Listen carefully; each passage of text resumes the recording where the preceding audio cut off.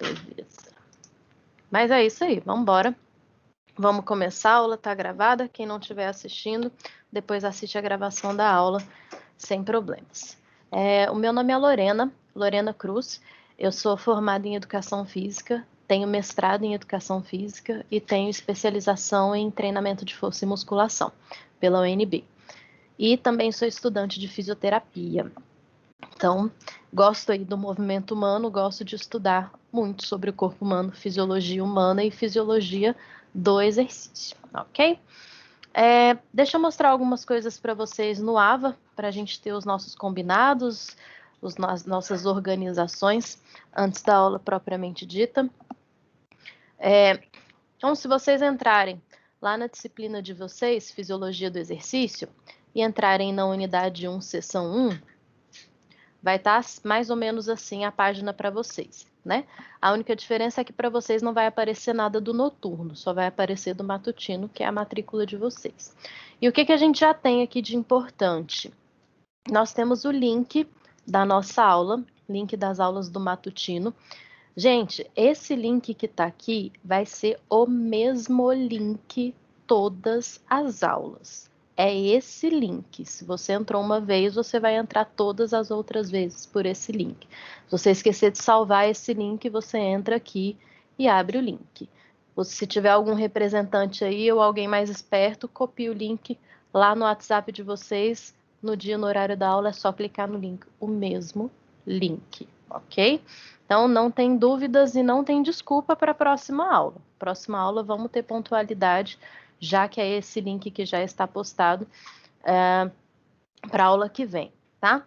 Eu gostaria de começar todas as aulas às 8h20 em ponto, até porque eu não posso passar do meu horário aqui, que eu trabalho em outro lugar e eu tenho que ir para outro lugar depois. E não dá para a gente ter menos conteúdo de aula.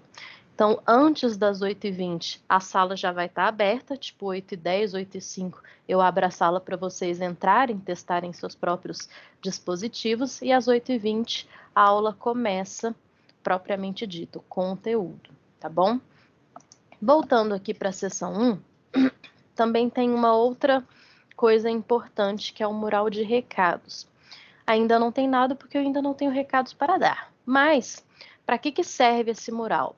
Se acontecer alguma coisa, urgente, que às vezes não dá tempo de mandar uma mensagem para o representante, ou eu mando a mensagem, o representante está dormindo, não deu tempo de mandar para vocês, fica uma comunicação direta nessa página de mural de recados. Então, por exemplo, acordei 6 horas da manhã com a garganta inflamada, completamente sem voz. Eu vou vir aqui no mural de recados falar, gente, hoje eu não tenho condições de dar aula porque eu estou sem voz. E aí, quando eu colocar algum recado aqui, eu vou atualizar. Vai ficar mural de recados, atualizado dia tal do mês tal. Então, você sabe que você ainda não viu esse recado, você precisa entrar e ler esse recado. Se não tiver nada atualizado, é porque não tem nada de novidade para mostrar para vocês.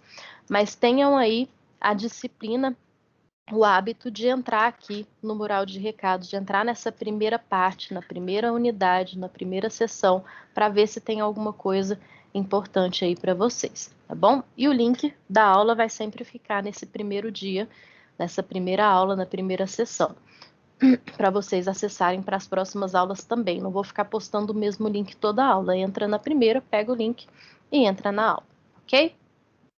Hoje também nós já temos atividade. Cadê? Era para estar aqui. A atividade 1 da disciplina já está postada aqui.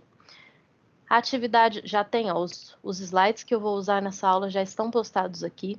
Já tem material de leitura para vocês, que não é a apostila de vocês, são 2 artigos científicos sobre o conteúdo que a gente está começando. E já tem uma tarefa para vocês realizarem até a aula da próxima semana, valendo 500 pontos, tá? É só clicar aqui que tem o link, é um formulário do Google para vocês preencherem como forma de tarefa. E para preencher, vocês vão fazer uma pesquisa, vocês vão ler e vocês vão responder as perguntas, as tarefas, com as palavras de vocês, ok? Então, essa é a primeira parte importante em relação ao AVA de vocês. Não deixem de entrar aqui, não deixem de fazer as tarefas. Isso inclui estudo dirigido, que sem isso vocês não formam. Isso inclui as pontuações, as tarefas que a gente passa para vocês. Por que é muito importante vocês prestarem atenção aos prazos e às tarefas que tem aqui para fazer? Não adianta chegar para mim depois da prova, depois das férias, falar, professora, eu não fiz nada até hoje, eu não sabia o que estava acontecendo. Dá para fazer alguma coisa? Não, não vai dar para fazer alguma coisa.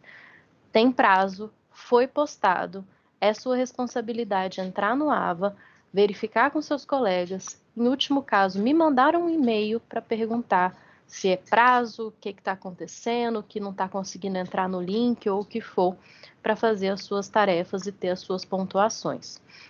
Chega lá no final, professora, falta 50 pontos para eu passar. Aí eu vou olhar quem é você. Não fez nenhuma tarefa, não aparecia na aula, não participava, fazia tudo fora do prazo. Que pena que você não teve os seus 50 pontos, tá? Gente, se tem aviso, é porque tem história. Então eu já tô deixando avisado para não ter chororô depois, porque comigo não tem chororô, tá bom? Se você tem dificuldade, você se comunica comigo antes do prazo acabar, antes de ter a prova, para que a gente consiga caminhar juntos e não depois que tá tudo feito e aí vem chorar porque não alcançou a pontuação porque não fez as tarefas que tinha que fazer, ok? E em relação à aula de hoje, a primeira parte da apostila, já vou começar o conteúdo propriamente dito. Deixa eu só... Beleza, deu certo. Vou começar o conteúdo propriamente dito da aula de hoje.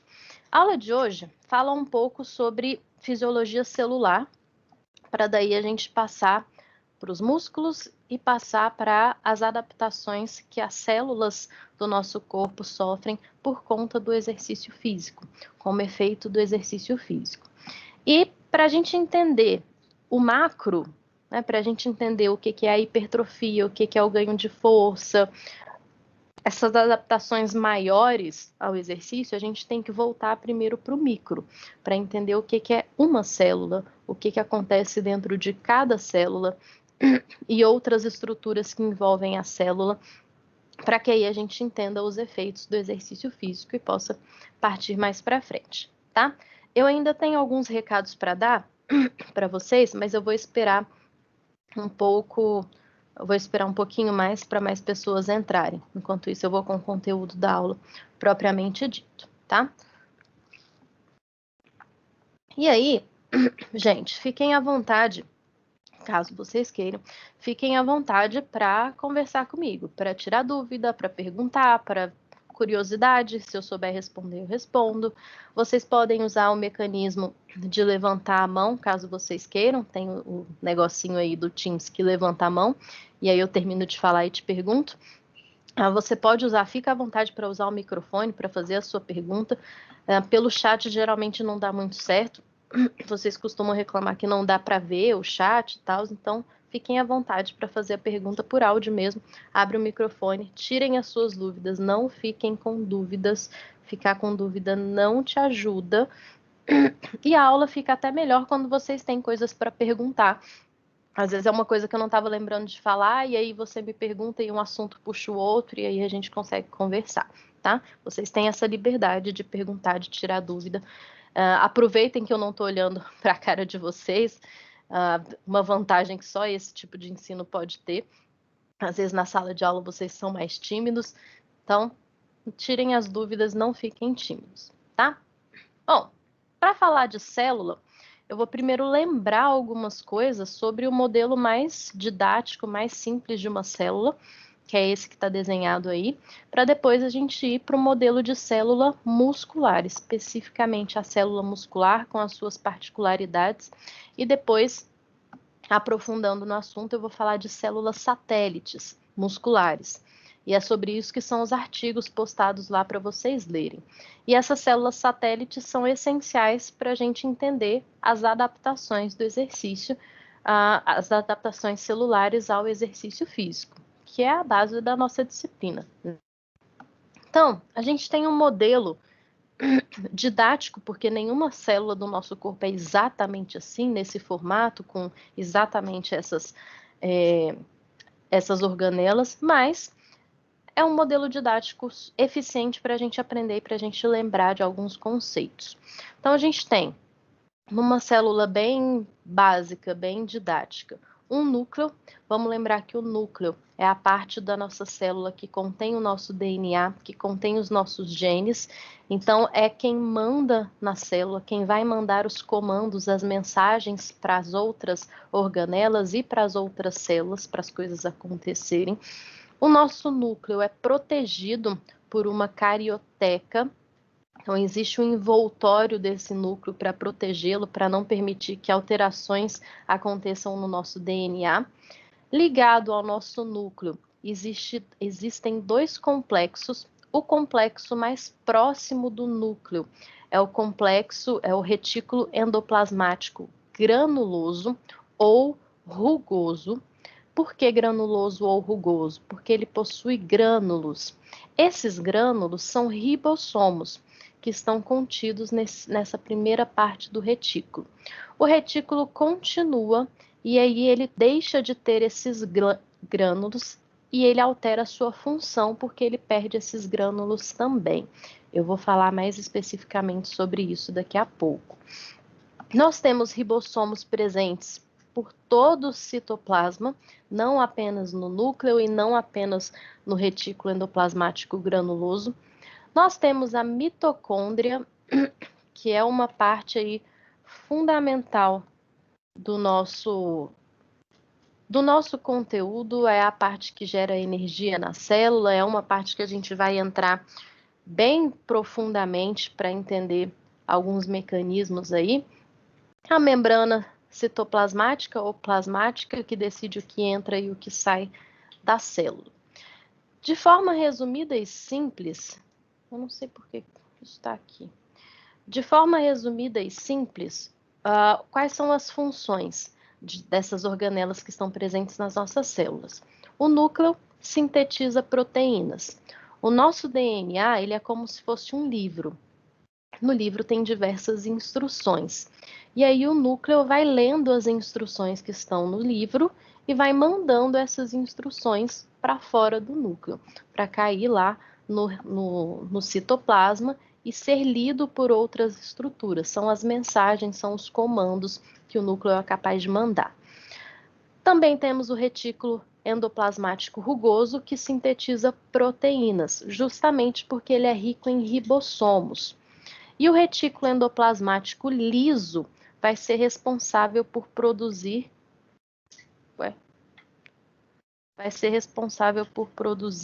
lipídios. Lembra de liso com lipídio. Os ribossomos têm a função de ler proteínas que vieram do núcleo ou que vieram de outras estruturas e sintetizar proteínas a partir daí. Então, o núcleo manda um recado, o ribossomo lê essa mensagem e manda outra mensagem para outras organelas ou para outras células. A mitocôndria, como a gente bem sabe, é capaz de produzir a nossa moeda energética, que é o ATP.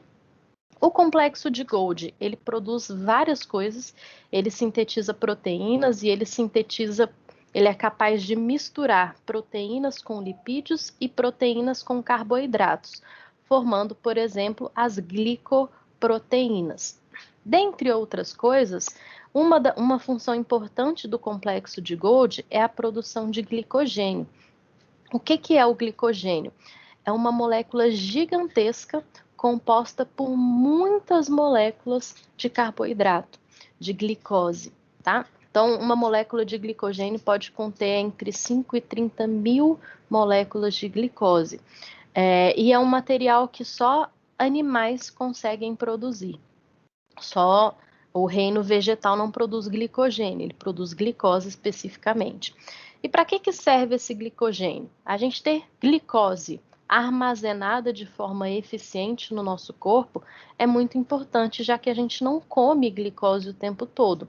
A gente come, aí sobra a glicose, essa glicose consegue ser armazenada de diversas formas no organismo. E aí, quando a gente precisa de energia, Quando diminui muito aquela glicose que estava disponível no sangue, o nosso corpo consegue quebrar o glicogênio para liberar mais glicose no nosso organismo e a gente poder usar essa glicose. Em exercício, isso acontece de forma muito frequente o tempo todo. E aí, por isso, um dos maiores armazenadores de glicogênio do nosso corpo é o tecido muscular.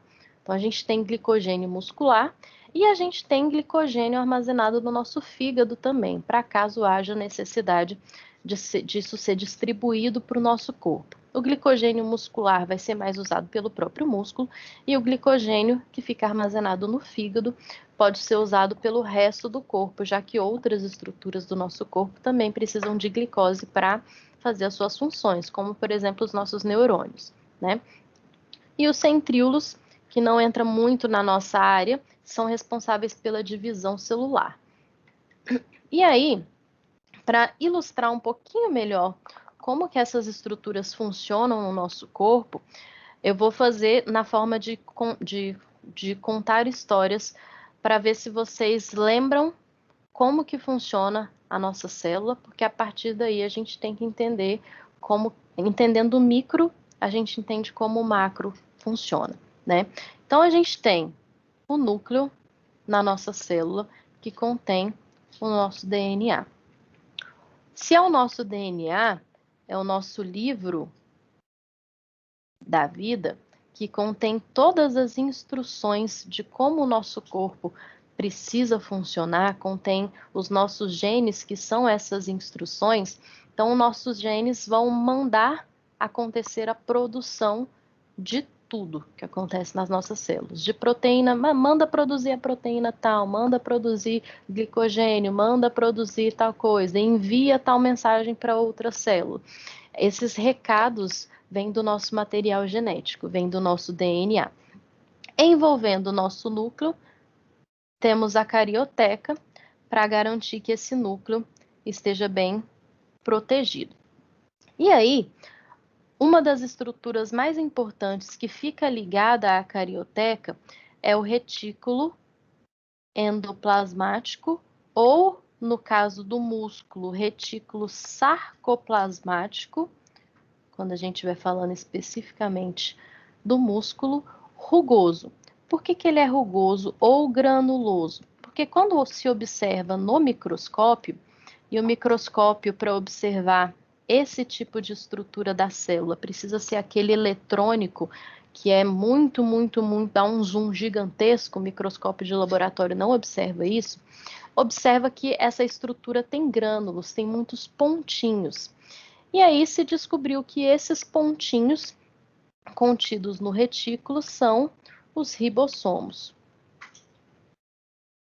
Eles são tão pequenos que parecem só grãozinhos de areia, por isso que ele pode ser chamado de granuloso, tá? E qual que é a função dos ribossomos? Sintetizar proteínas. E, gente, quase todas as funções do nosso corpo acontecem graças à síntese de proteínas. Quando a gente fala de síntese de proteínas, a gente tem que lembrar que quando o meu sistema imunológico me faz sentir dor, são proteínas que estão sendo produzidas. Quando eu preciso de enzimas, 98% das nossas enzimas são compostas de proteínas. Quando eu preciso que a minha célula cresça, eu tenho síntese de proteína aumentada. Proteína é uma das coisas mais importantes que existem no nosso corpo. E alguém precisa sintetizar esse tanto de proteínas. O núcleo sintetiza as suas proteínas e envia essas proteínas para o retículo endoplasmático rugoso, que está ali grudado no núcleo.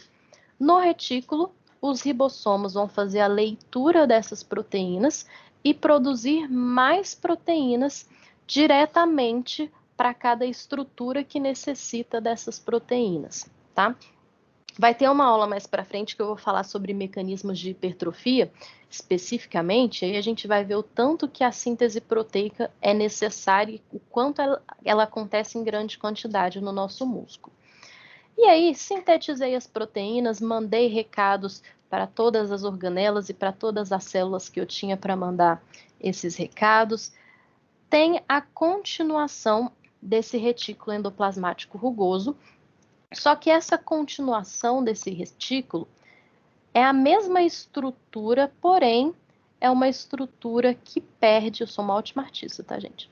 É uma estrutura que perde os seus ribossomos. Se perde os seus ribossomos e os ribossomos sintetizam proteínas, é uma estrutura que não sintetiza proteína. Então, o retículo endoplasmático liso vai ter a função de sintetizar lipídios. Lipídios e lipideos, as duas corretas da escrita, tá? E para que eu preciso sintetizar lipídio em uma célula? Bom, a membrana da célula é composta por lipídios. Lembra que é uma membrana lipoproteica, ou lipofosfórica, ou fosfolipídica. Então, eu preciso sintetizar proteínas, preciso sintetizar lipídios para manter a minha membrana intacta, íntegra, com todas as suas funções. Os lipídios também servem como solúveis. Fala, Eugênio. Servem como solventes de diversas substâncias no nosso corpo. Por exemplo, hormônios muito importantes que nós temos dependem da síntese de lipídios, porque eles são lipídicos. Testosterona é um hormônio que depende de gordura. Estrógeno é um hormônio lipossolúvel que depende de gordura. E algumas vitaminas, alguns minerais precisam da gordura para serem transportados pelo nosso organismo. A vitamina A é lipossolúvel, a vitamina D é lipossolúvel. Então, eu preciso de gordura para carregar essas vitaminas para que elas cheguem a todo o meu corpo. E, por último, os lipídios também são uma excelente forma de armazenar gordura. Quem tem uns pneuzinhos sobrando aí, ou quem ganhou algum peso nessa pandemia, sabe disso. Então, os lipídios servem para armazenar energia. É uma forma muito eficiente de armazenar energia. E ele consegue armazenar essa energia em células específicas no nosso corpo. E aí ficam armazenadas nas nossas gordurinhas, no nosso tecido adiposo, para serem usadas pelo nosso organismo em algum momento, como forma de emergência e por aí vai. Então, os lipídios são muito importantes. Não sei se é certo dar uma hierarquia para isso, mas tão importantes quanto as proteínas, ok?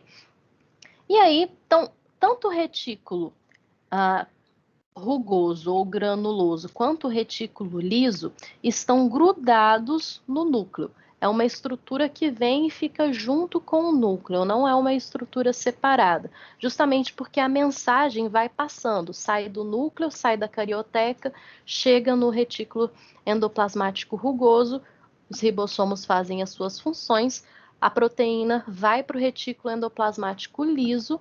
Se for preciso produzir proteína, for preciso produzir lipídios, o retículo vai produzir os seus lipídios e vai liberar essas substâncias no citoplasma para que essas substâncias possam alcançar outras organelas ou outras células. E como que vão ser liberadas essas substâncias? O ribossomo, ele vai liberar proteínas enoveladas. Então, ele vai liberar uma proteína assim. E essa proteína vai lá passear pelo citoplasma e alcançar onde que tem que ser alcançado. O retículo endoplasmático liso, ele vai liberar os lipídios de outra forma. Ele vai liberar os lipídios na forma de vesículas. Vesículas são pacotes, são pacotinhos que carregam alguma coisa. No caso do retículo endoplasmático liso, ele vai formar pacotinhos que vão carregar lipídios, gorduras. Então, essa estrutura vai ser capaz de formar alguns pacotinhos e esses pacotinhos, essas vesículas, vão ser liberadas no citoplasma para serem usadas aí onde que elas puderem ser usadas, tá? Quem tem um mecanismo muito parecido na formação dessas vesículas é o complexo de Golgi. Então, o complexo de Golgi Vamos ver se eu consigo desenhar um complexo de Golgi. O complexo de Golgi, que vai ser uma estrutura mais ou menos assim, tá lindo. Ele vai também liberar vesículas, liberar pacotes com as suas próprias substâncias. No complexo de Golgi não vai ser a mesma substância que as outras que eu já estou falando. O complexo de Golgi ele vai ser capaz de carrear glicoproteínas,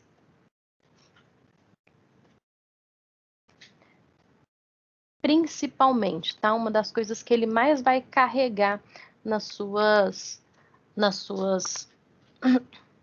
vesículas. Para que servem glicoproteínas? Bom, na sua membrana celular, por exemplo, ela é rica em glicoproteínas. A proteína, lembra que a nossa membrana, ela tem esse formato,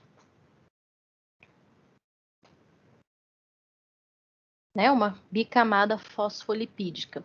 E existem proteínas entre essas camadas de lipídios e fósforos. Essas proteínas, elas vão ficar mais ou menos assim. Algumas proteínas vão ocupar toda a membrana, outras vão ficar do meio para dentro, outras vão ficar do meio para fora. E algumas dessas proteínas vão ser glicoproteínas. E aí as glicoproteínas, vamos supor que essa aqui é a parte de fora da célula, as glicoproteínas vão ter a sua proteína enovelada, que é uma proteína grande que fica grudadinha, e vai ter um receptor que vai ser um glicídio, vai ser um carboidrato, vai ser algo parecido com uma glicose para fora. E para que serve? Para que serve essa pontinha aqui sendo colocada para fora? Essa pontinha meio que funciona como uma antena. Ela vai funcionar como um receptor, tá? Um receptor de mensagens. Então, veio de fora da sua célula uma mensagem para a sua célula. Ela se acopla a esse receptor e a mensagem vai ser passada para dentro da célula. Isso é importante vocês saberem. Por exemplo, a insulina, que faz a glicose entrar na célula. A insulina precisa se encaixar em um receptor. As suas hemácias e as suas células de defesa, elas são ricas em receptores ao longo da parte de fora delas, porque esses receptores vão captar se existe algum agente estranho, se existe algum agente patogênico que o seu sistema imunológico precisa reagir. Então, várias das suas células são ricas em receptores. E quem produziu esses receptores e enviou para a membrana foi o complexo de Golgi, tá? Outra estrutura também muito importante, muito importante no nosso corpo é a tal da mitocôndria, né? Vou chamar só de MIT para os íntimos. A mitocôndria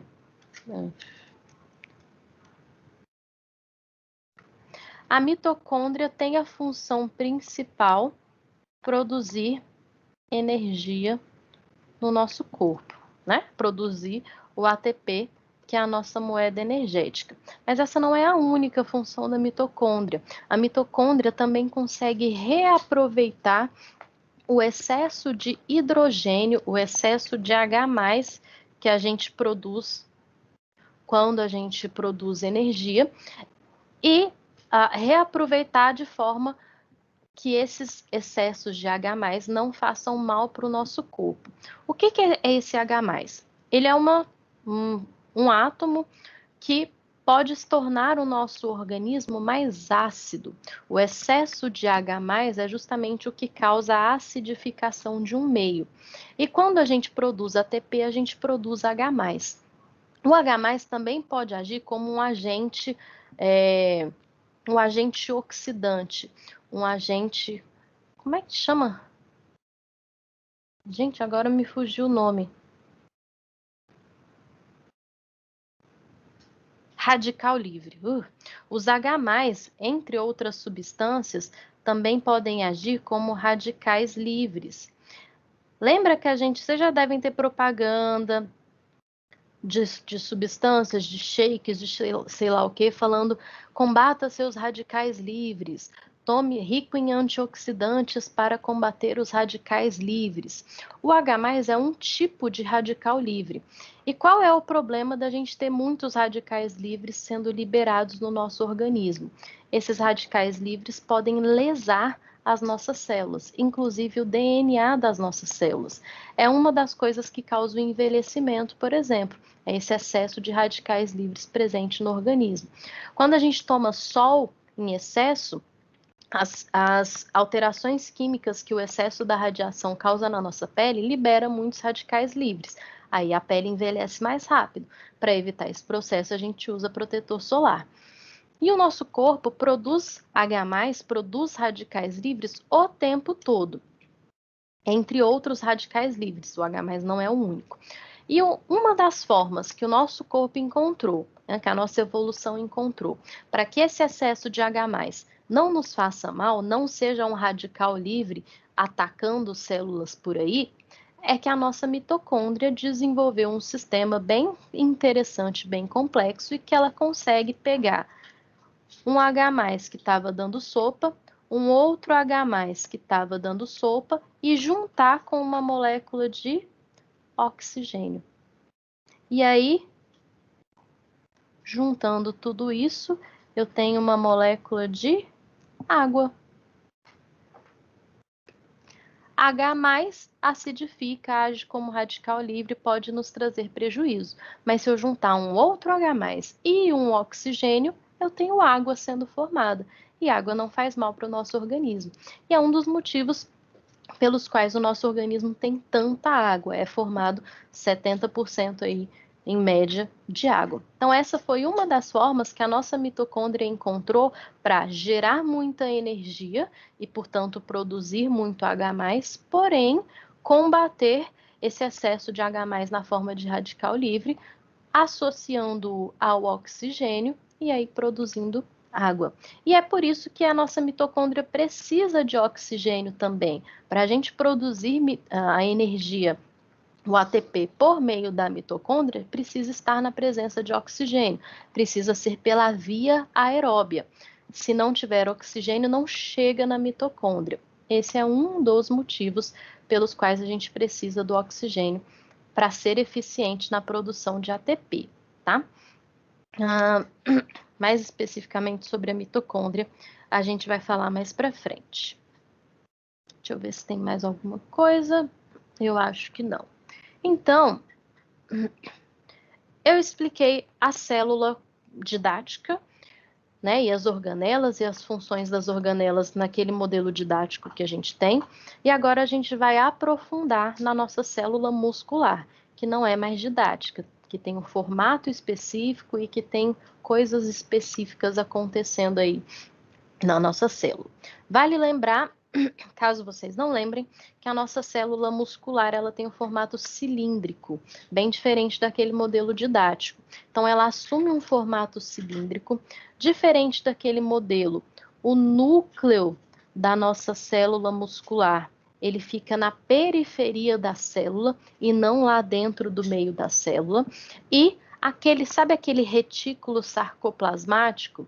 O retículo endoplasmático que eu comentei, aqui ele se modifica a sua forma, mas não a sua função, e ele se transforma em retículo sarcoplasmático e não mais endoplasmático. Mas vai ter as funções que o retículo tem de qualquer forma, tá? Então, aqui onde vocês estão vendo essa tubulação verde, tudo que é essa tubulação verde que está aí, foi a adaptação do retículo endoplasmático à forma da célula muscular, se transformando em retículo sarcoplasmático. Então, é nesse retículo que vai ter bastante ribossomo para produzir bastante proteínas para fazer as funções das proteínas nas nossas células. Essas proteínas podem ser estruturais, então podem ser proteínas que dão formato à célula, como a própria actina e miosina, que vocês já ouviram esses nomes antes, e também podem ser proteínas de uso das células, proteínas que removem cálcio, proteínas que sintetizam que permitem a entrada de glicose na célula, entre outras coisas. E aí, como o retículo se adaptou a esse formato cilíndrico, a nossa célula vai ter o formato cilíndrico. É o retículo que dá esse formato cilíndrico, dá essa estrutura, como se fossem uns arames que dão a estrutura para a nossa célula. E se a gente pegar a célula muscular e olhar cada vez mais para dentro, né, e aumentando o zoom e dando um zoom cada vez maior, a gente vai observar que a nossa célula, observada no microscópio, ela tem esse formato aqui. E é um formato que se repete, vai se repetindo. Então, eu tenho uma linha que tem mais ou menos a forma de um zigue-zague, por isso ela foi chamada de linha Z. E aí eu tenho proteínas acopladas a essa linha Z, e depois eu tenho uma linha no meio que tem outras proteínas acopladas. E aí isso se repete e vai se repetindo, repetindo, repetindo ao longo de toda a sua célula muscular. Entre uma linha Z e outra linha Z, eu vou dar o nome de sarcômero. Então, esse espaço entre essas duas linhas vai receber o nome de sarcômero. Por isso que vocês podem ler ou ouvir aí na literatura que a célula muscular tem sarcômeros em série, que são vários sarcômeros, um do lado do outro, formando a fibra muscular. O espaço, esse sarcômero, vocês podem ouvir na literatura também qual que é a definição de contração muscular? Uma delas é o encurtamento do sarcômero. Esse espaço entre duas linhas Z vai diminuir. E aí esse encurtamento do sarcômero é o que a gente observa na forma de contração muscular. Tá? Dessa linha Z parte um filamento que vai ser chamado, em alguns momentos na literatura, de filamento fino. Filamento fino e actina é a mesma coisa. Caso vocês leem na literatura, o filamento fino desliza sobre o filamento grosso. Está falando da actina e da miosina. Então, a actina é o filamento fino e a miosina é o filamento grosso. Recebe esse nome porque no microscópio, se você observar esse tipo de célula, dá para ver que tem filamentos mais finos e tem filamentos mais grossos. Por isso que recebeu esse nome a princípio. E aí depois, com os estudos, com mais pesquisas, esses filamentos receberam o nome específico de actina e miosina, que são as nossas proteínas contráteis, né? As nossas proteínas capazes de realizar a contração muscular. Só essas proteínas é que são capazes de deslizar umas sobre as outras e ter a contração muscular. As outras proteínas que compõem a célula têm outras funções. Claro que elas são importantes na contração muscular, mas quem contrai o músculo de fato são essas duas proteínas, tá? E aí, observando de outra forma, né, de outro desenho, outro modelo, a gente vê, o retículo sarcoplasmático, que é essas estruturas aqui em azul, e dentro do retículo sarcoplasmático é onde o nosso músculo consegue armazenar diversas coisas. Glicogênio, água, sais minerais como cálcio, magnésio, potássio, entre outras coisas. Aqui já está descrito cálcio, porque a gente vai falar do papel do cálcio na contração muscular, tá? Faz parte do nosso sistema da célula muscular uma estrutura chamada de túbulos T, que são essas em amarelo aqui, essas estruturas em amarelo. Os túbulos T, que são uma continuação do sarcolema, que fazem parte aí da estrutura da célula muscular, é nos túbulos T que vai acontecer o disparo de potencial de ação da célula. O que é o disparo de potencial de ação da célula? Lembra que o seu neurônio tem que disparar um potencial de ação, tem que disparar energia elétrica para que sejam liberados neurotransmissores e esses neurotransmissores consigam realizar suas funções, inclusive a da contração da célula muscular? É por esses túbulos T que esse disparo de potencial de ação vai acontecer. E aí, quando eu tenho o neurônio mandando o sinal para o músculo, disparando o potencial de ação, e esse potencial de ação se espalhando pela célula, eu vou ter a reorganização de algumas estruturas dentro da célula que vão me permitir justamente a contração muscular. Eu vou mostrar para vocês o vídeo um pouquinho mais para frente, para vocês entenderem, visualizarem o que eu estou falando, tá? Enquanto isso, ainda observando as estruturas dentro da célula muscular, a gente tem a miosina. A miosina, essa cabeça da miosina, também é uma estrutura chamada de ATP-ase. Ase é aquele sufixo usado para enzimas. Então, se é uma enzima, é alguma coisa que vai quebrar, que vai cortar. Vai quebrar o quê? A molécula de ATP. Lembra que a gente precisa do ATP para ter a contração muscular. A energia do ATP, para ela ser liberada, ela é liberada quando o ATP é quebrado. Quando o ATP vira ADP mais fósforo ionizado, mais P. Então, era uma adenosina trifosfato. Quando ela é quebrada em adenosina difosfato, ela libera energia. E é essa energia liberada que permite a contração muscular. Então, se eu tenho várias cabeças de miosina, que são estruturas que quebram ATP, são essas estruturas que liberam energia para permitir a contração muscular, para permitir o deslizamento da actina sobre, a actina vai fazer assim, ó, sobre o filamento de miosina, beleza? Gente, por enquanto, tudo bem até aqui? Ou não importa. Pra mim, sim, professor. Então, essa plataforma, ela vai fazer a conexão. Se tiver alguma dúvida, avisa. Eu vou ter que tirar a apresentação aqui para poder mostrar o vídeo para vocês. E aí a gente continua. Cadê? Aí.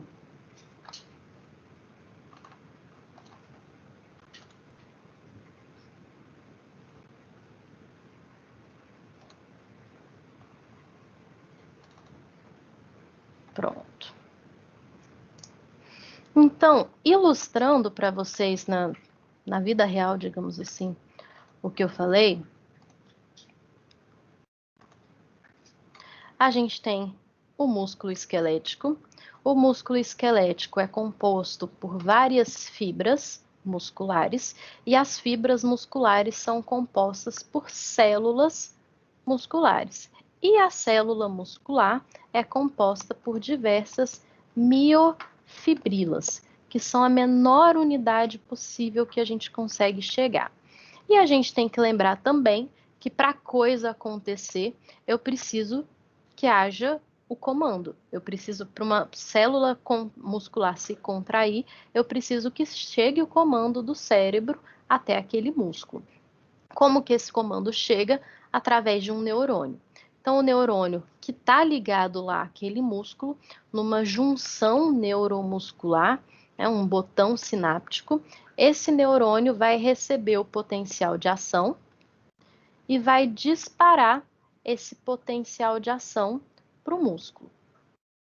Quando esse disparo de potencial de ação acontece, deixa eu ver se é agora que vai mostrar.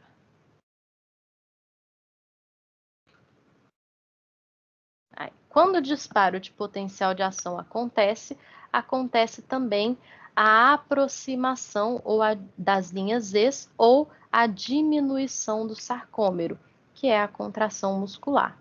É que vocês estão vendo os filamentos grossos, que é a miosina, e os filamentos finos, que é a actina.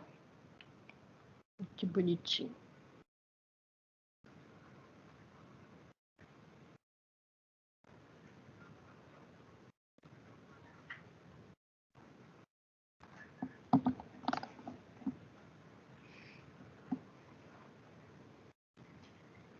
E o ato da contração muscular, de forma microscópica.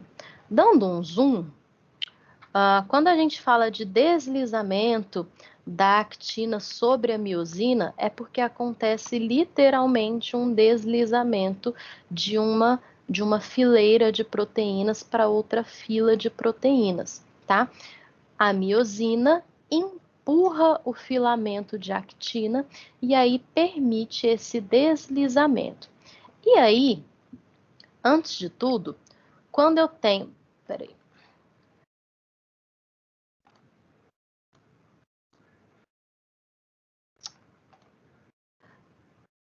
Quando eu tenho esse encontro da actina com a miosina, essa região em que a miosina pode se encontrar com a actina vai ser chamada de sítio de ligação. Então, eu preciso ter um ponto específico da actina em que a miosina consegue se encontrar. Esse ponto específico vai ser chamado de sítio de ligação.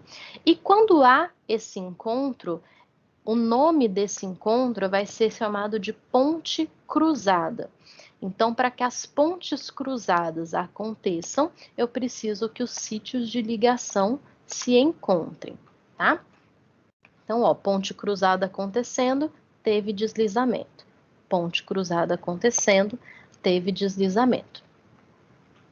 E para que a miosina consiga chegar lá na actina e empurrar a actina sobre ela, existe a necessidade da liberação de energia, que é justamente o ATP sendo quebrado pela miosina, liberando energia e se transformando em ADP mais fósforo ionizado, ou ADP mais P.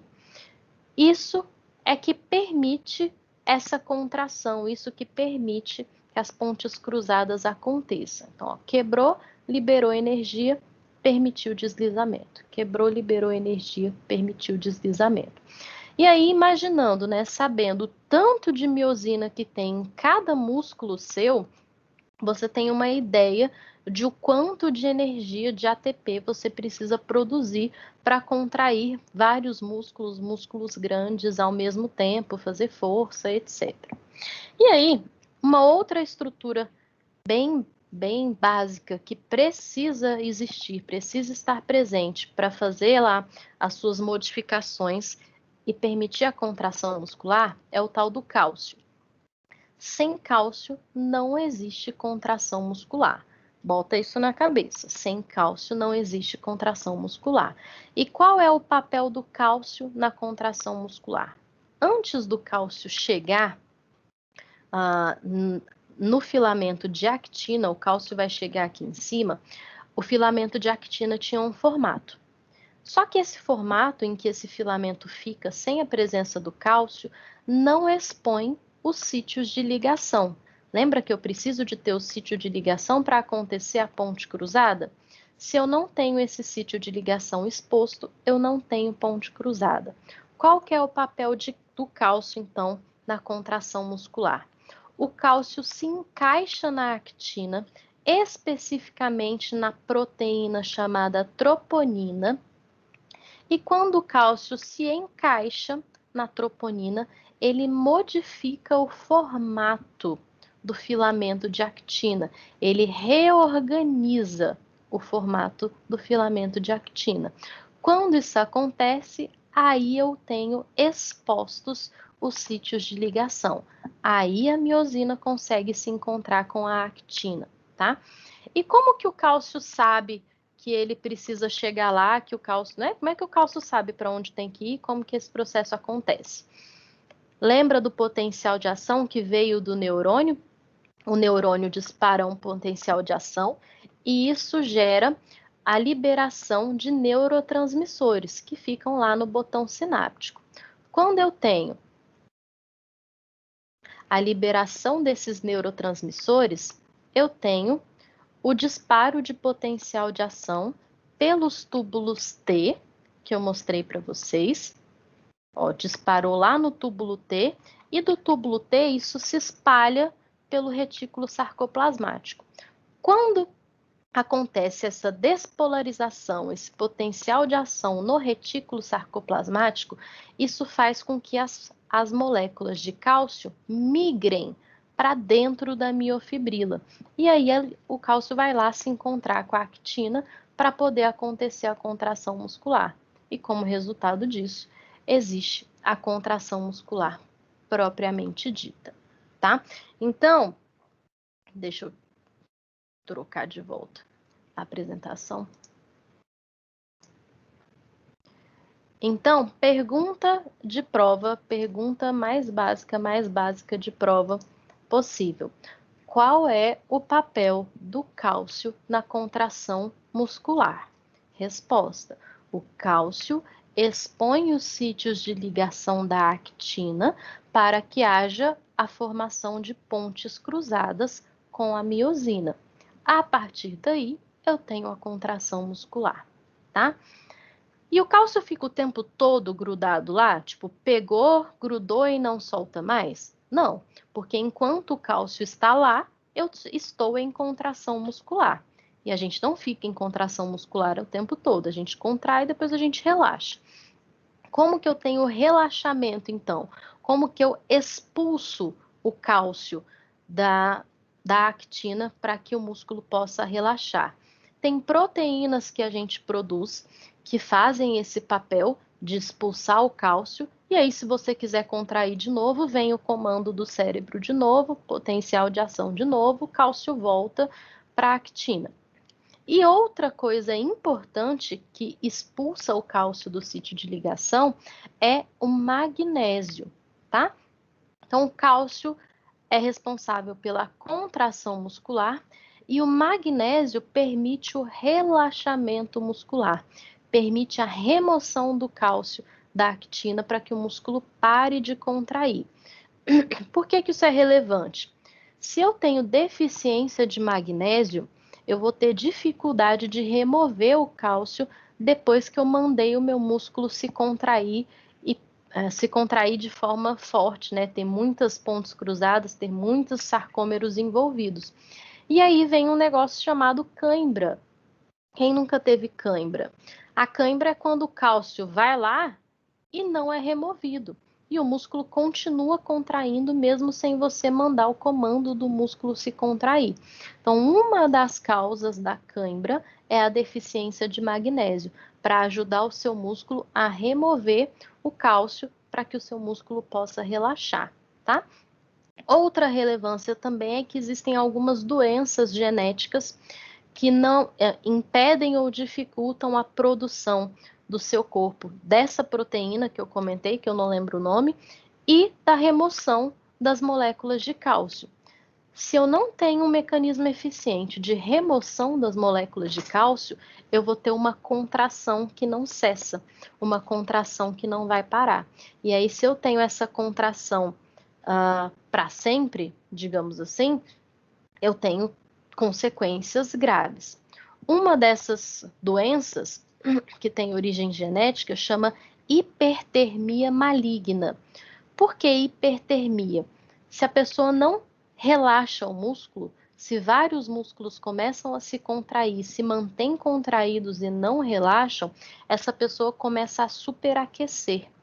Ela entra em hipertermia. E aí ela pode morrer de hipertermia por causa disso. E aí a solução para essa pessoa é o uso de medicamentos que são relaxantes musculares, ou seja, que na marra vão fazer esse desacoplamento do cálcio no filamento de actina para que o músculo pare de contrair ou se contraia menos, tá? Esse é um dos exemplos aí, digamos, da aplicabilidade desse sistema. Bom, voltando à célula muscular, a minha câmera saiu? Ou vocês estão me vendo? Tá vendo ainda, professora? Então tá. Então, dentre os elementos musculares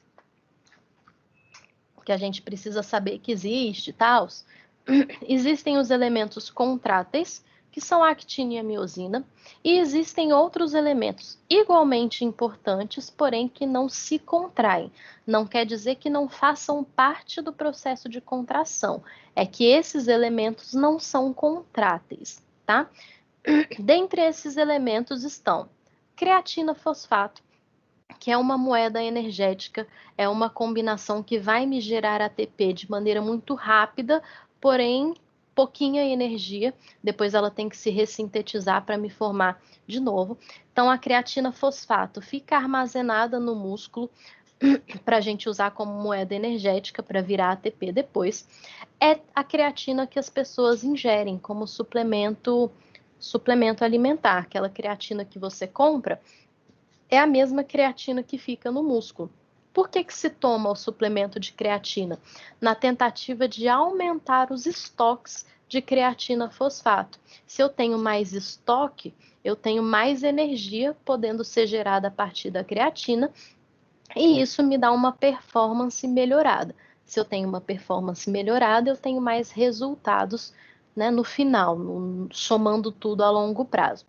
Então, a creatina ingerida é um dos poucos suplementos assim que realmente funcionam, que tem comprovação para funcionar. Claro que só vai funcionar em quem treina direito, né? Sair tomando creatina e achar que vai ficar grande só por isso, também não é assim. Mas é um suplemento que funciona, que tem eficácia comprovada. E que o nosso corpo produz. O suplemento é para aumentar as reservas, mas o nosso corpo produz creatina a partir dos aminoácidos que vieram das proteínas que nós ingerimos. A gente come proteína, proteína vira aminoácido, aminoácido é ressintetizado na forma de creatina fosfato, tá? Glicogênio muscular.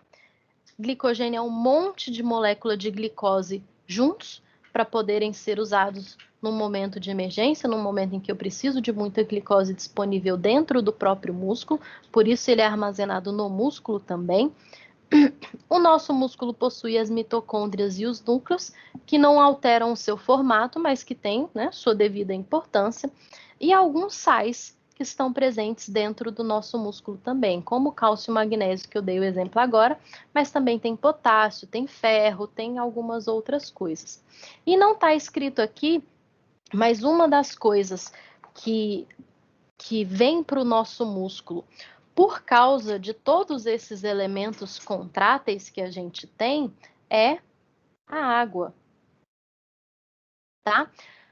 O que acontece? Quando eu faço exercício, essa já é uma adaptação muscular ao exercício. Quando eu faço exercício e o meu corpo percebe que ele precisa começar a armazenar mais coisas dentro do músculo, porque ele vai precisar, então eu começo a aumentar tudo isso daqui como forma de adaptação ao exercício. Eu aumento o estoque de creatina, o estoque de glicogênio, eu posso aumentar a quantidade de mitocôndria presente no meu músculo, eu posso aumentar a quantidade de núcleos presentes na célula muscular. Lembra que a célula muscular pode ter vários núcleos, não só um. Eu aumento a quantidade de cálcio, eu aumento a quantidade de magnésio. Tudo isso dentro da célula vai alterar a osmolaridade da célula, vai alterar a densidade do citoplasma. É como se o citoplasma começasse a ficar mais viscoso, mais ou menos isso. Isso não pode acontecer, porque a célula não funciona dessa forma. Logo, se eu aumento esses elementos que alteram a osmolaridade da célula, eu aumento também a presença de água dentro da célula. E tudo isso, se eu juntar tudo isso, essas adaptações, uma consequência dessas adaptações vai ser também o aumento do volume da célula. Porque se a célula era desse tamanho e eu comecei a jogar lá dentro todos esses elementos não contráteis, aumentar a quantidade disso e, por fim, aumentar a quantidade de água dentro da célula, ela vai ter que aumentar de volume para comportar tudo isso. E aí já é um início, um começo ou um dos motivos pelos quais há aumento do volume da célula muscular com o treino. E a esse aumento de volume a gente dá o nome de hipertrofia, né? A hipertrofia envolve várias coisas. Uma dessas coisas é o aumento dos elementos não contráteis. Na hipertrofia real, hipertrofia, digamos, crônica, hipertrofia de verdade, ela vai envolver tanto os elementos contráteis quanto os elementos não contráteis. O aumento do número de sarcômeros, que é o aumento de actinas e miosinas. Só que isso daqui é um processo que demora para acontecer. Não é um processo que acontece em uma semana, em um mês, em 3 meses de treino, talvez comece a acontecer. O que acontece antes de chegar nesse ponto de aumento de elementos contráteis é o aumento de elementos não contráteis. Qual que é a desvantagem de aumentar mais ou aumentar só os elementos não contráteis como consequência do treino? É que da mesma forma que eles aumentam enquanto a gente está treinando, eles diminuem quando a gente para de treinar. Então, o aumento de volume que você teve pelos elementos não contráteis é o que volta quando você para de estimular o músculo. O tanto que você cresce é o tanto que você murcha depois que você para de treinar. Os filamentos grossos e filamentos finos, elementos contráteis, eles demoram mais a aumentar em quantidade, porém, com o destreino, eles também demoram mais a serem perdidos. É um elemento que você ganha e fica com você por mais tempo, ao contrário dos elementos não contráteis, tá? A gente ainda, acho que nem é nessa disciplina que a gente fala de métodos de treino, mas existem métodos de treino, por exemplo, que são mais voltados ao aumento de elementos não contráteis. E aí a pessoa incha muito rápido. Faz parte do método de treino, não quer dizer que está errado. Aí a pessoa incha muito rápido, mas aí quando ela muda o método de treino para um método que não tem esse aumento de elementos não contráteis, dá a impressão de que ela murcha e diminui de fato o volume muscular. Mas é porque a hipertrofia que ela teve não era real, era só de elementos não contráteis, tá? Isso pode acontecer. Quem já sentiu aí que malhou, adotou um determinado método de treino que era mais metabólico, malhou certinho 2, 3 semanas e deu uma inchada assim no músculo e falou: nossa, já tô tendo efeito, já tá maiorzinha, a coxa já tá mais grossa. E aí passa uma semana sem treinar, murcha tudo de novo. Porque não eram elementos contráteis, eram os não contráteis, que não são tão crônicos assim, tá bom? Além disso, além desses elementos, existe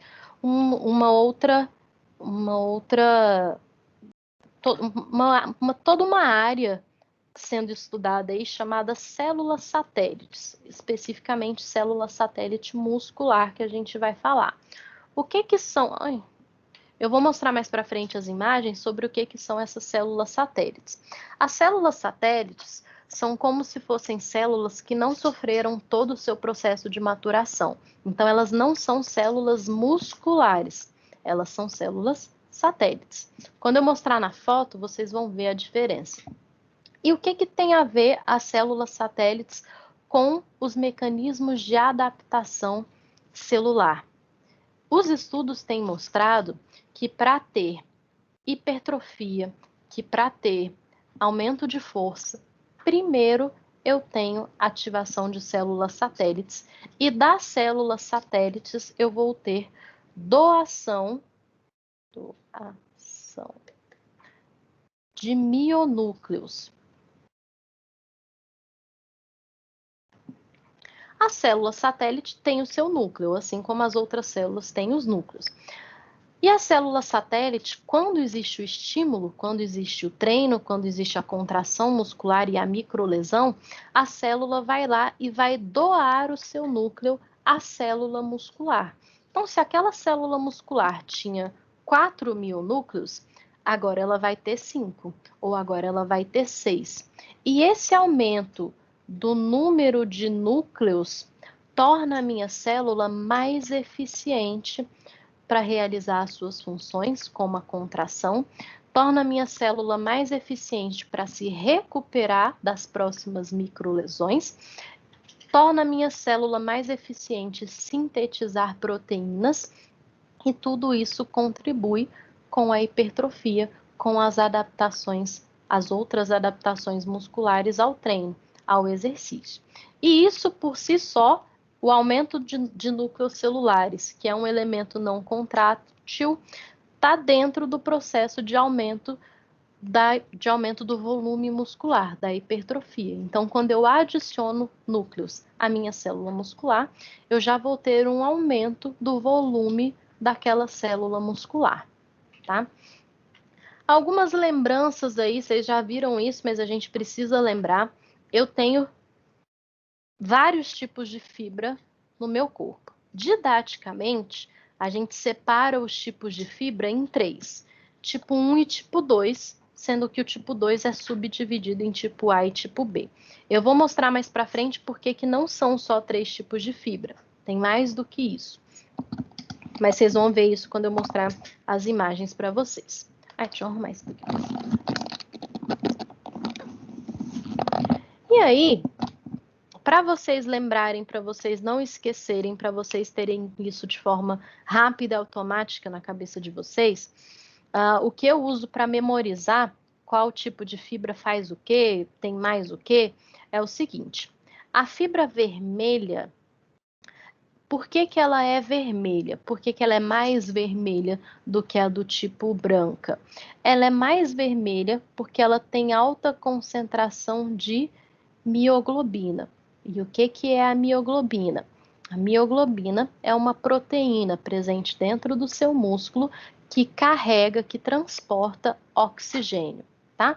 Da mesma forma que a hemoglobina presente na sua hemácia tem a função de transportar oxigênio, a mioglobina presente no seu músculo possui a função de transportar oxigênio. Se eu tenho alta concentração de mioglobina, eu já contei para vocês que eu tenho maior concentração de oxigênio.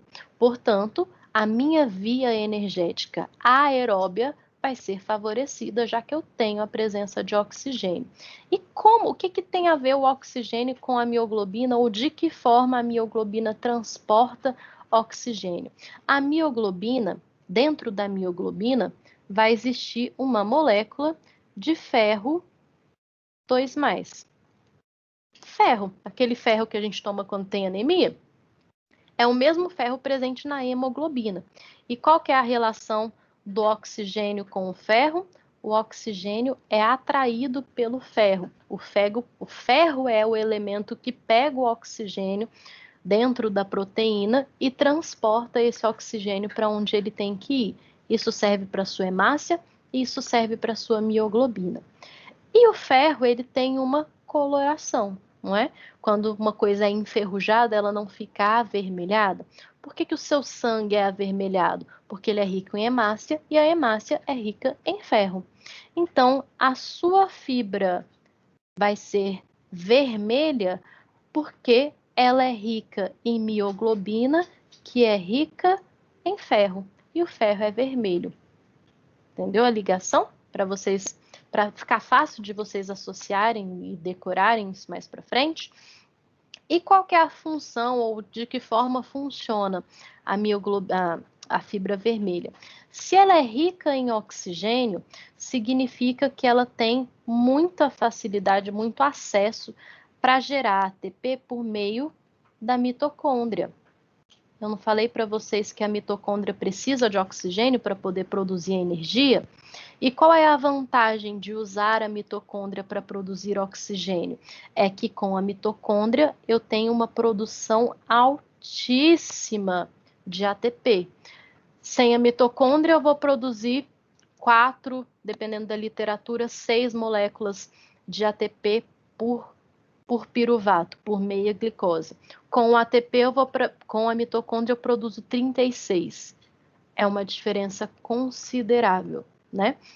E se eu tenho um meio, né? Se eu tenho o oxigênio para usar uma mitocôndria para produzir ATP de forma mais eficiente, essa estrutura toda me torna extremamente resistente à fadiga, porque eu tenho muita energia sendo produzida com poucos efeitos colaterais. Qual que é o efeito colateral de produzir energia com pouco oxigênio ou sem a mitocôndria? É o aumento de lactato, de ácido lático. que se acumula e que aumenta a sensação de fadiga, que atrapalha as próximas contrações musculares, certo? Então, se eu tenho uma fibra que é rica em oxigênio e que, portanto, a mitocôndria é muito eficiente, que produz muita energia sem gerar tanto ácido lático, esse tipo de fibra é resistente à fadiga. É o tipo de fibra que vai estar presente em maior quantidade, em maior proporção, numa pessoa maratonista, por exemplo. O maratonista consegue correr por 2, 3 horas sem morrer. Então, o tipo de fibra dele é resistente à fadiga. E o maratonista, ele corre dentro da via aeróbia. Ele não passa o limiar, ele não passa a via anaeróbia. Justamente porque se ele passar, ele vai produzir muito ácido lático, ele vai fadigar mais cedo. Não vai aguentar a corrida toda, tá? E outra característica desse tipo de fibra é que a sua contração é um pouco mais lenta, demora mais para essas células musculares se contraírem, porém é uma contração mais sustentada. E o que define, então, se o tipo de fibra vai ter uma contração mais lenta ou mais rápida e, portanto, se ela vai ser tipo vermelha ou clara, ou tipo 1 ou tipo 2. O que define isso não é tudo isso que eu falei para vocês. O que define é o tipo de neurônio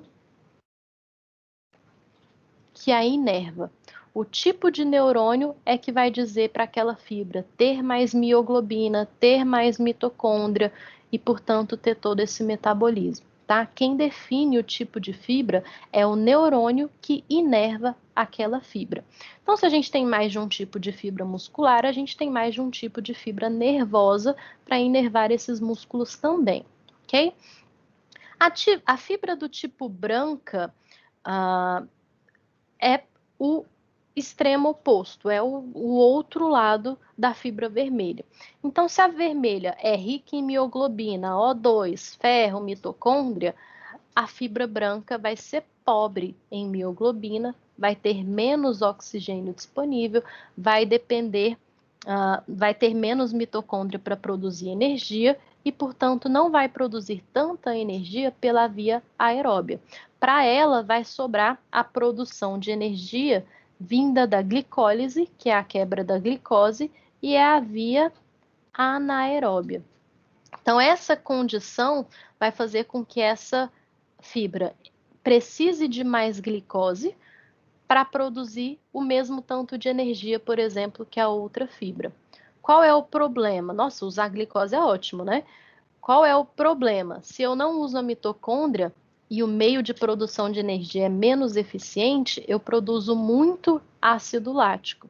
E o ácido lático começa a atrapalhar o processo de contração muscular e isso aumenta a minha fadiga. Então, é uma célula de contração muito rápida e forte por causa dos neurônios, porém que não sustenta por muito tempo a contração, que se fadiga muito rápido e que tem uma alta produção de ácido lático ou lactato lático. Ok? E as fibras do tipo 2A são intermediárias. Então, o espectro seria fibra com maior concentração de mioglobina, tipo 1, a tipo 2A e a tipo 2B no outro oposto. A tipo 2A é o meio termo. Ela começa pela via oxidativa aeróbia, então ela tem oxigênio, ela tem mioglobina, ela tem mitocôndria, mas não muito. E aí logo vai sobrecarregar esse sistema e ela vai precisar passar para a via anaeróbia para continuar produzindo energia. Então ela aguenta um pouco mais do que a branca, mas ela não é tão eficiente quanto a vermelha, tá? Se tiver alguma dúvida sobre isso, por favor, perguntem. E por que chama branca, vermelha ou clara e escura? E como é que é essa história de ter mais que 3 tipos de fibra? Lá antigamente, quando isso começou a ser estudado, quando veio o microscópio capaz de observar uma célula muscular, o corte de uma célula muscular, e os cientistas começaram a pesquisar, primeiro, quando se pegava um pedacinho lá de músculo e colocava no microscópio, a imagem que vinha era essa aqui. Vocês estão vendo diferença de cores entre essas fibras musculares? Não, né? Tá tudo igual. Como é que eu sei qual é? Não sei, não tem como saber. E aí, os pesquisadores começaram a desenvolver alguns tipos de tinturas. Então, se mergulha a lâmina em algumas tinturas e algumas proteínas específicas têm afinidade pelas moléculas da tintura. A tinta gruda em determinadas proteínas mais do que em outras proteínas, ou mais do que quando não tem essas proteínas. E aí, nas primeiras vezes que isso foi feito, foram feitas dessa forma aqui, ó, com essas tinturas aqui. E aí, dessas tinturas, se obtinha uma célula mais escura e uma célula branca. Daí que veio clara e escura. Às vezes, na literatura, vocês podem ouvir fibra muscular clara e fibra escura. Porque aparecia assim no microscópio, algumas mais claras e outras mais escuras. Depois, quando descobriram aí mais outras tinturas, outras formas de tratar a célula para observar no microscópio, aí sim vieram as tinturas que davam uma coloração avermelhada ou menos avermelhada, né? Avermelhada ou branca para células musculares. Por isso que existe mais de uma nomenclatura. Pode ser vermelha e branca, escura e clara, ou tipo 1 e tipo 2, por causa do método que foi sendo desenvolvido para observar essas células, tá? Hoje em dia se sabe que uma das proteínas que tem extrema afinidade com algumas tinturas usadas nesses processos é justamente a ATPase, que é a proteína presente lá na miosina. Então, quando eu tenho uma célula que tem muita ATPase, significa que ela quebra muito ATP. Essa célula vai ter uma concentração mais escura quando se bota aí no microscópio, tá? Mas dependendo do tipo de tintura, são outras proteínas que vão pegar essa tintura e aí a mesma célula pode ter colorações diferentes, tá? Só para explicar para vocês. E aí, por que eu falei que a gente tem 3 tipos de fibra de forma didática? Porque, na verdade, quando coloco a célula lá com as tinturas, eu consigo observar mais de um espectro de cor. Não existem só 3 cores puras. Existe até 5 tipos de fibras que se diferenciam de acordo com a quantidade de proteínas específicas que essas fibras vão ter. Então, esse espectro vai do tipo 1 ao tipo 2X. A tipo 1 é a vermelha, que eu comentei. E aí, eu vou tendo mais ou menos determinadas proteínas nesse espectro até chegar no outro extremo, que é a tipo 2B. E em algumas traduções, ou por causa de alguns artigos, em vez de ser chamada do tipo A e B, vai ser chamada do tipo A ou tipo X.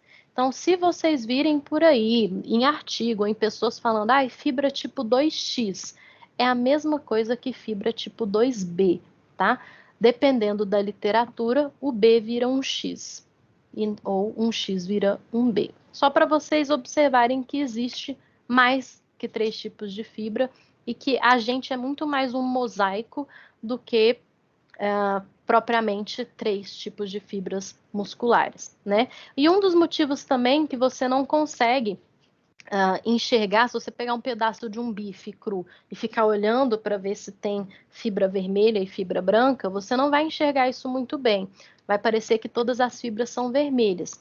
E não é exatamente assim. Acontece que o bife não passou pelo tratamento, pelas tinturas, para ser observado no microscópio. Parece que todas as fibras têm a mesma cor. Mas se passar por uma tintura e observar no microscópio, vai se observar que todas as fibras não são iguais. Existe um espectro aí em relação às fibras, tá?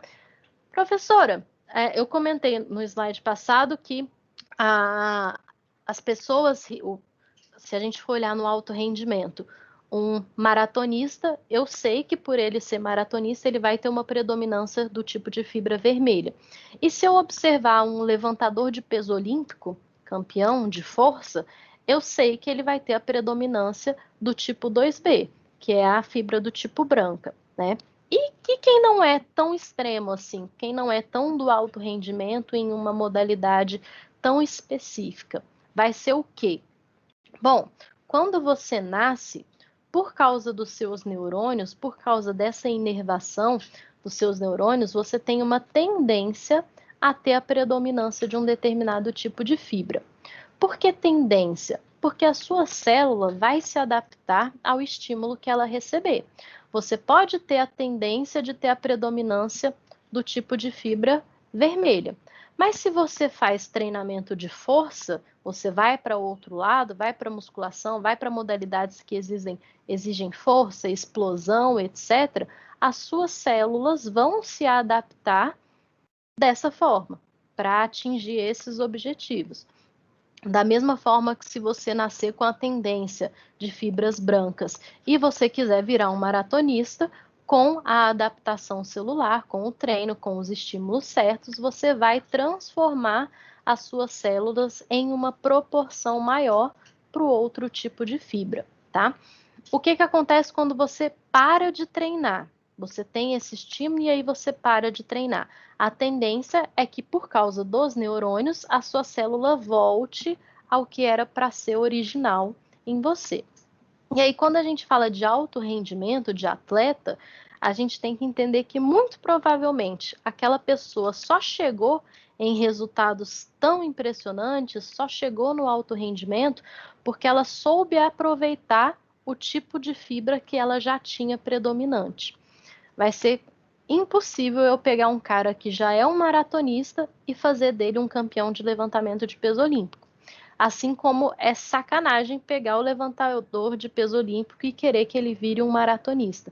É um sofrimento muito desnecessário. E quando você sabe o seu tipo de fibra e você tem interesse no alto rendimento, né, em ser atleta ou em se conhecer melhor para ir para as modalidades que vão te dar mais resultado, a sua tendência é dar mais certo naquela modalidade compatível com o tipo de fibra que você já tem. E professora, tem como eu saber o tipo de fibra que eu nasci para ter? Porque o tipo de fibra que você tem agora depende dos estímulos que você recebeu ao longo da vida. Mas tem como saber o tipo de fibra que você nasceu para ter em maior proporção ou não? Como? Um dos meios é a biópsia. É você pegar um pedacinho de vários músculos do seu corpo para comparar. Não é um método muito prático e é um método doloroso. O que se sabe hoje em dia? Fizeram um estudo, se não me engano, esse estudo é brasileiro, que fez biópsia em várias pessoas, em vários músculos, e comparou os resultados da biópsia com a digital dos seus dedos. Depois eu posso ir atrás desse artigo para mostrar para vocês. E eles observaram que houve uma correlação, que pessoas com predominância de um determinado tipo de fibra têm um formato de digital específico. E aí, pela sua digital, é possível prever, não é assim 100%, mas é possível prever qual o tipo de fibra que predomina em você. E aí, se você sabe disso, você pode investir nas modalidades que já são ali amigas do seu tipo de fibra, tá? Fica aí a curiosidade para vocês. Depois, se eu achar o artigo, se eu lembrar disso, eu mostro para vocês. E voltando à célula satélite e explicando como que é a adaptação ao exercício, já que é o que a gente está falando hoje, tem aí um corte que tem as suas células musculares e existem algumas células musculares que, elas são pequenas, elas dividem o mesmo endomísio, porém elas são diferentes, está dividido aqui uma célula da outra. Essas células menorzinhas é que são as chamadas células satélites. Em algumas células elas são mais desenvolvidas, em outras elas são menos desenvolvidas. Vários tecidos do seu corpo têm células satélites. A gente está falando especificamente da muscular. E qual é o papel da célula satélite. Regenerar tecido, no caso muscular, né? Então, se eu tive a microlesão que veio por meio do exercício, a função da célula satélite vai ser regenerar o meu tecido lesado. E nesse processo de regeneração vão acontecer algumas coisas que vão adaptar aquela célula que foi alterada, que foi lesionada, para que aquela célula seja mais eficiente e sofra menos dano da próxima vez. E por isso também que o estímulo tem que ir crescendo, já que a célula se adapta ao estímulo que ela teve. Esse estudo aqui, de 2013, observou justamente o comportamento das células satélites quando uma pessoa faz uma sessão de treinamento de força. Então, antes da pessoa fazer a sessão, eles tiraram um pedacinho do músculo, fizeram a biópsia e observaram lá que as células estavam bem normais, que tinham tanto de célula e que os núcleos dessas células musculares estavam localizados na periferia das células, o que é o normal, o que é o comum, né, que a gente sabe para células musculares. Aí essa pessoa foi lá e passou por uma sessão de treinamento de força pesado, para causar dano muscular mesmo. Ao terceiro dia, os pesquisadores voltaram e tiraram mais um pedacinho daquele músculo que foi lesionado, que foi treinado. Olha a bagunça que está no terceiro dia desse treino. Eu tenho muito espaço em branco, significa que eu tive muitas células que se romperam, que se rasgaram e que precisam ser regeneradas. E eu tenho muito pontinho roxo. Vocês podem ver que, comparado à primeira figura, está cheio de ponto roxo. O que é o ponto roxo? São núcleos, são mionúcleos. Eles ficam roxos porque eles são mais concentrados em proteínas e aí a tintura pega mais nos núcleos. E aí eu observo que as células estão desorganizadas e que eu tenho um aumento do número de mionúcleos bem considerável nessa bagunça aí, para reparar essa bagunça. De onde que veio esse tanto de mionúcleo que antes não estava ali? Esses mionúcleos vieram das células satélites. Quando houve a lesão, qual é o papel da célula satélite? Regenerar. Quando houve a lesão, as células satélites recebem um estímulo por causa da lesão. Elas são estimuladas a se proliferarem e a migrarem para a região em que houve a lesão. Então, a galera toda recebe a mensagem, já que o dano muscular, as proteínas geradas no dano muscular são espalhadas pelo seu corpo, pelo seu sistema imunológico. A galera toda muscular recebe a mensagem e multiplica suas células satélites e manda suas células satélites lá para onde teve a lesão, para o músculo que teve a lesão. O que a célula satélite vai fazer quando ela chega no lugar da lesão? Ela vai se fundir à célula que sofreu a lesão, as células que estão ali tentando se recuperar. No que ela se funde, que os materiais das duas células se fundem, a célula é capaz de se regenerar, porque a célula satélite veio com a membrana sarcoplasmática, veio com mitocôndria, veio com estruturas, estruturas físicas, e veio também com o seu núcleo, com o mionúcleo que ela possuía. Então, por volta do sétimo dia, a gente pode observar que as células estão reorganizadas, eu tenho menos essa bagunça, esses espaços em brancos que tinham antes, e uma característica que eu consigo organizar é que essas células estão com mais núcleos do que possuíam antes.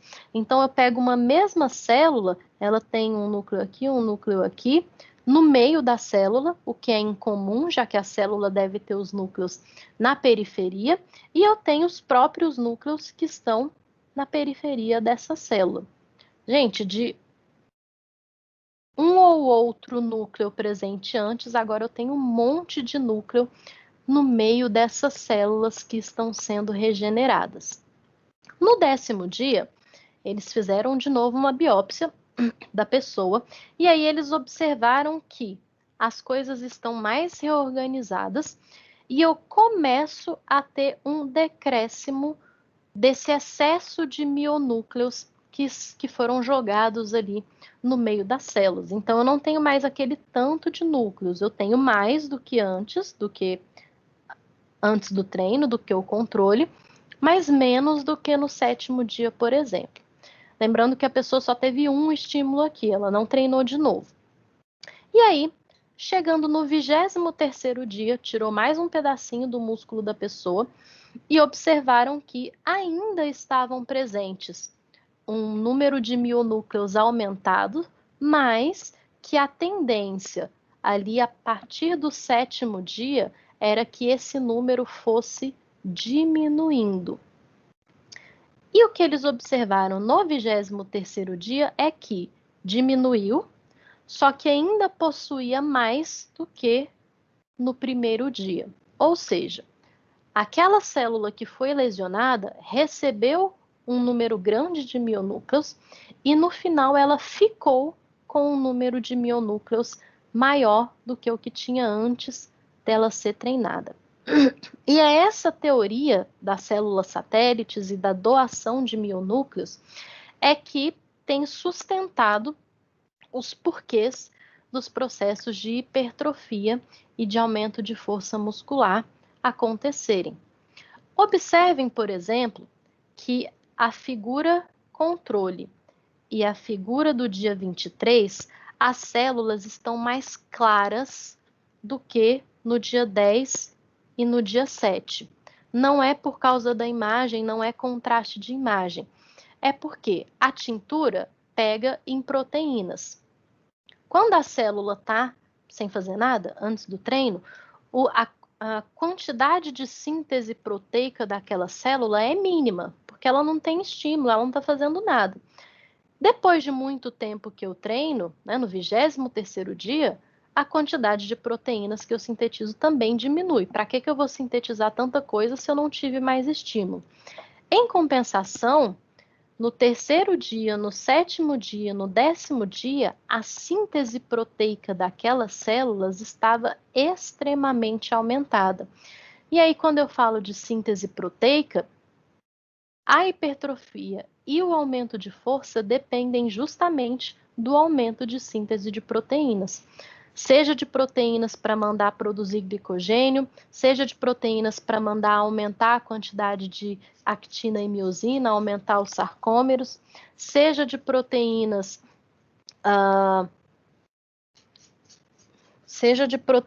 para aumentar a minha força, enfim, eu preciso de síntese proteica para eu ter eficiência.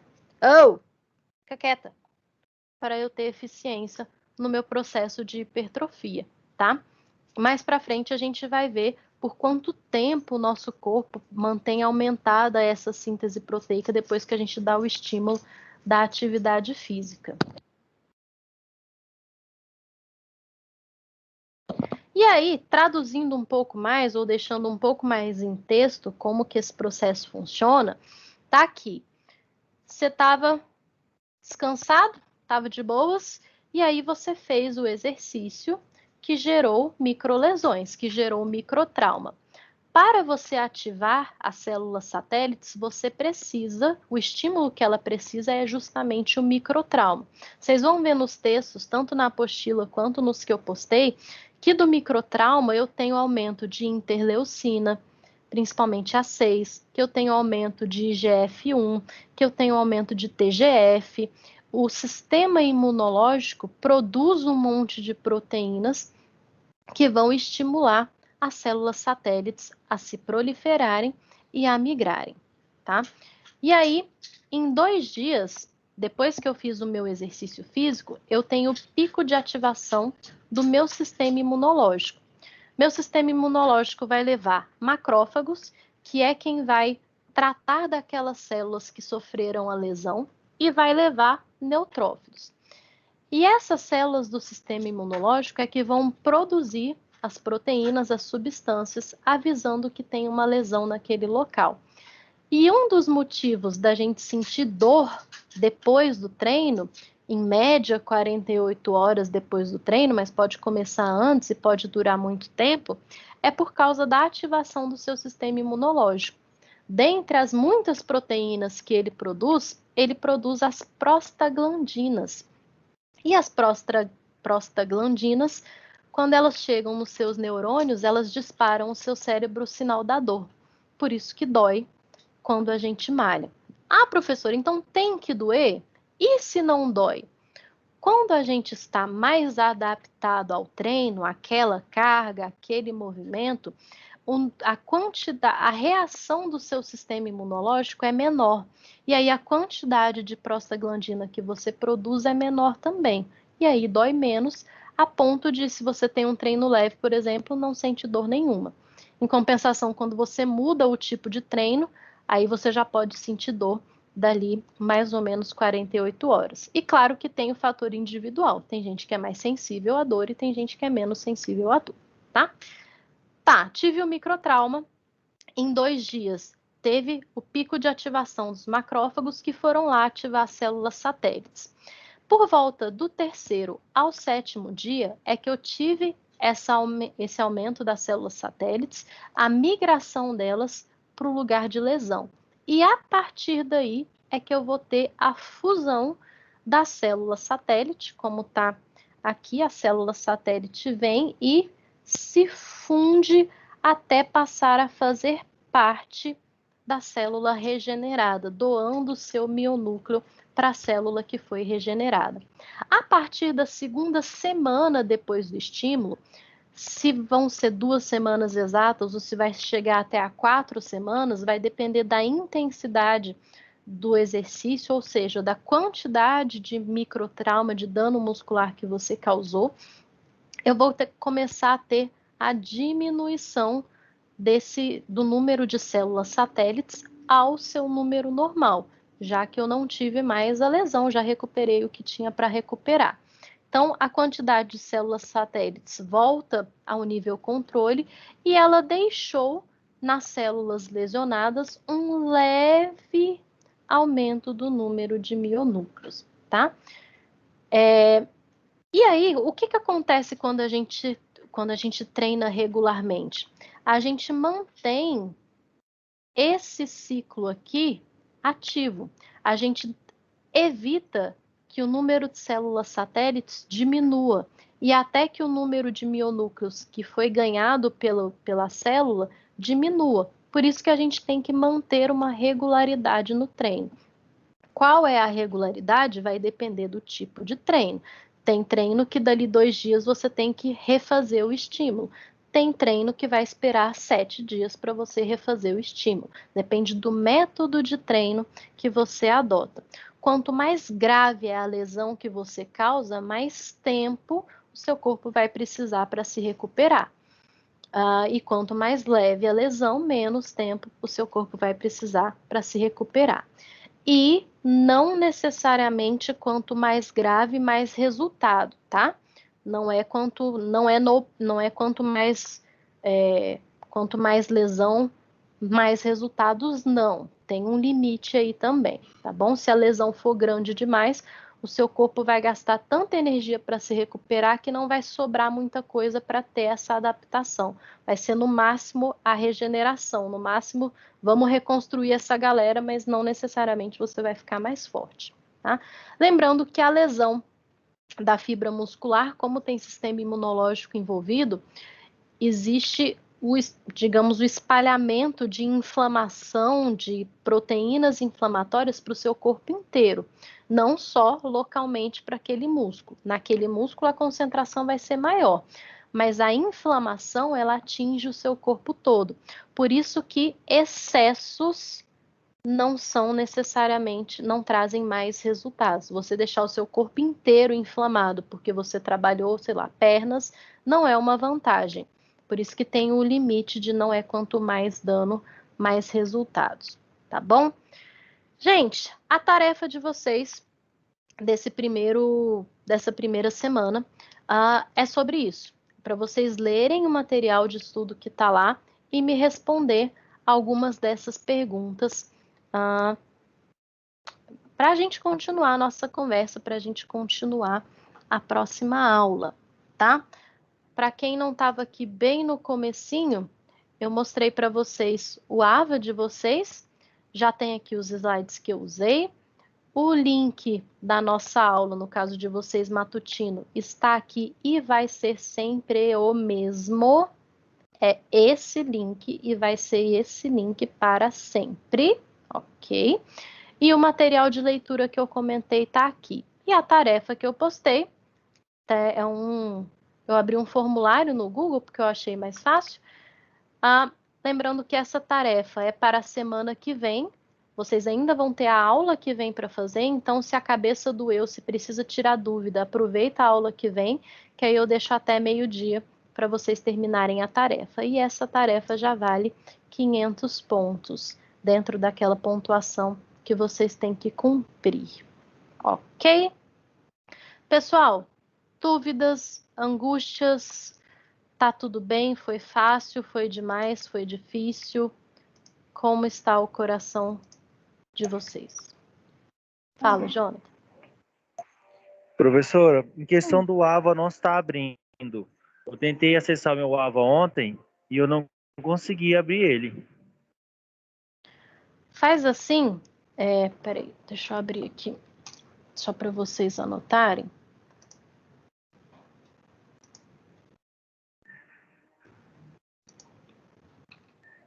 Para quem não estiver conseguindo acessar o AVA para ter o link da tarefa, em relação à aula, como é que eu posso mandar também? Tá. Quem não está conseguindo acessar ainda, eu acho que a disciplina está com problema ainda, tá? Não é nem, eu acho que não é nem a questão de matrícula individual. Mas quem não estiver conseguindo, É só esse slide, professora, que você vai pedir para responder? as perguntas estão lá no link. Não são todas essas perguntas, não. Nossa Senhora, estou desconcentrado. Ponto Resende. Mas como tarefa são algumas perguntas só. Meu e-mail é esse aqui, lorena.resende, resende com S, @anhanguera.com. Aí vocês podem me mandar, pode ser só tipo o representante me manda um e-mail, que aí ele dispara para vocês, fala, ó, professora, a galera tá sem acesso no AVA, na disciplina de fisiologia do exercício, que aí eu mando o link da tarefa, e aí eu coloco numa pasta, os slides e o material de leitura que eu coloquei lá no AVA e que alguns de vocês não vão ter acesso. Pode ser assim? Pode, professor. Pode? Então tá bom, Sim. me manda e-mail lá que aí eu mando para vocês não terem problema em relação a isso. Beleza? Mais alguma coisa? Mais alguma dúvida? Alguma angústia? Pode falar.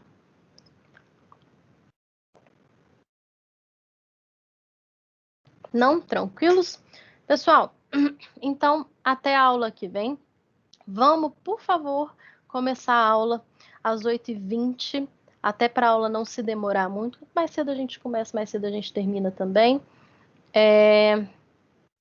Eu vou abrir a sala um pouco antes para vocês irem entrando e testar, né, seus dispositivos e tal.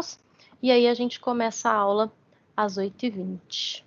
Tá bom? Aí deixa eu baixar. Professora. Não sai ainda, deixa eu baixar a lista de chamada. Oi, fala. Se você só dá só qual outra matéria que a senhora dá segunda-feira? Segunda de manhã, ciências morfofuncionais, cardio e neuro. Só para confirmar aqui. Vou botar aqui. Você também Obrigado. tem essa disciplina? Não. Era só para me confirmar que era o professor de segunda. A gente não tem segunda-feira, não. Ah, tá. Bom, aí eu já não sei. A gente não tá baixando a lista de presença. Peraí, não sai. Fala. Ó, eu consegui abrir o AVA, eu vou soltar todo o material que tá aqui na primeira sessão lá. Os PDFs e o link da atividade, assim já facilita. Lá onde? No grupo da sala. Ah, tá. Muito obrigada. Você é representante? Substituto, porque o representante não assiste aula. Ah, que ótimo. Pessoa... Então tá bom, Arthur, conto com você. Então tá, crianças, essa foi a aula de hoje.